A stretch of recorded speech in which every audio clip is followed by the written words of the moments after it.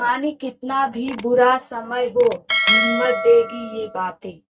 जीवन एक यात्रा है जिसमें सुख और दुख दोनों आते रहते हैं। हर इंसान अपने जीवन में कभी न कभी ऐसे मोड़ पर पहुंचता है जब सब कुछ अंधकारमय लगने लगता है। मगर ऐसे कठिन समय में इंसान को टूटने के बजाय हिम्मत, धैर्य और विश्राम को थामे रहना चाहिए। यह कहानी आदित्य नामक एक युवक की है जिनसे बुरे से बुरे समय में भी हिम्मत नहीं छोड़ी और कठिनाइयों को जीतकर सफलता पाई। भाग एक, सुनहरे सपनों से भरी शुरुआत। आदित्य एक छोटे से कस्बे का लड़का था, पढ़ाई में होशियार और सपनों से भरा हुआ। उसका सपना था कि वह इंजीनियर बने और अपने परिवार का नाम रोशन करे। पिता साधारण किसान थे और माँ गृहिणी। परिवार की आर्थिक स्थिति बहुत मजबूत नहीं थी, मगर आदित्य का आत्मविश्वास बहुत बड़ा था। हर सुबह वह खेतों में काम करने पिता का हाथ बटाता और फिर स्कूल जाता।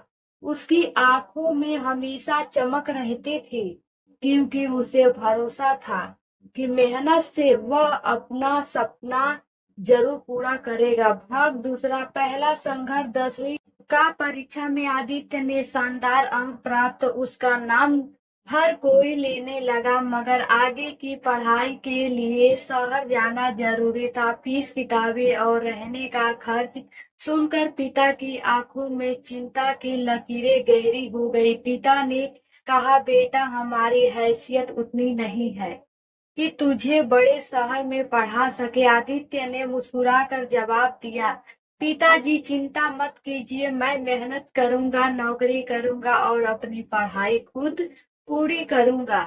यह बात सुनकर पिता की आंखों में आंसू आ गए, मगर उन्होंने बेटे के सपनों को रोकना सही नहीं समझा। भाग तीसरा, शहर का कठिन जीवन। शहर में आकर आदित्य को पहली बार समझ आया कि जिंदगी कितनी कठिन होती है। कॉलेज की फीस भरने के लिए वह अखबार बांटने लगा, शाम को बच्चों को ट्यूशन पढ़ाने लगा और देर रात तक पढ़ाई करता। कई बार भूखा पेट ही सोना पड़ता, कई बार जेब में बस कुछ सिक्के ही रह जाते, मगर आदित्य हमेशा खुद से कहता, कितना भी बुरा समय हो, अगर हिम्मत है तो रास्ता जरूर निकलेगा। भाग चौथा, सफलताओं का दौड़। इंजीनियरिंग की प्रवेश परीक्षा उसने पहली प्रयास में पास नहीं की। रिजल्ट देखकर उसकी आंखें भर आई।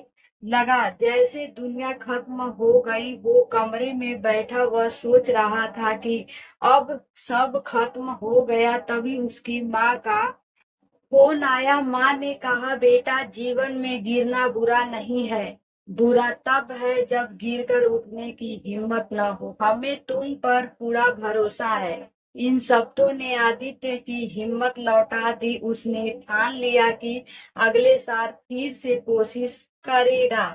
भाग पांचवा, संघर्ष से सफलता। आदित्य ने पहले से ज्यादा मेहनत शुरू की। सुबह से लेकर रात तक किताबों में डूबा रहता, हर सवाल का हल ढूंढता। एक साल बाद उसने परीक्षा दो और इस बार उसका चयन हो गया।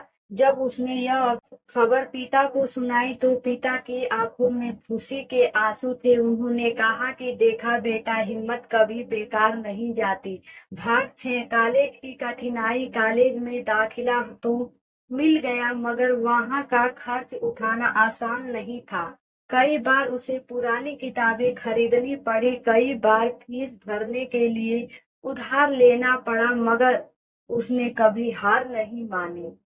वह अपने सहपाठियों से भी ज्यादा मेहनत करता, दिन रात लैब में प्रयोग करता और लाइब्रेरी में पढ़ाई करता। धीरे धीरे उसकी मेहनत रंग लाने लगी।